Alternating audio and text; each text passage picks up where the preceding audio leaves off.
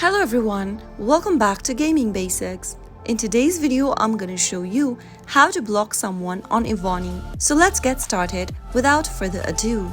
Open your Evony application and also make sure that you're logged into your game. Once you're inside, tap on the three dots located at the bottom right. In the pop-up menu, tap on Friends and go ahead and bring up your friend list. You can also go ahead and select any player from the recommended list and tap on their profile in order to enter their profile like this. To block the certain person, go ahead and find the human icon at the top right hand corner from their profile. Now, there are three options to begin with. You can either add them as your friend, visit to the ideal land of the person, or simply block them on Evony. To block, tap on the block button and then click on block one more time, and the player now will be added in your blacklist. Go ahead and tap on the blacklist button from the Friends tab and you should be able to see them in the list. That is how you can easily block someone on Evony. If you found the video to be helpful, go ahead and give us a thumbs up.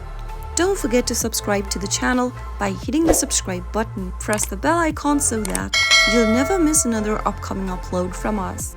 I'll see you again in the next video. Goodbye till then.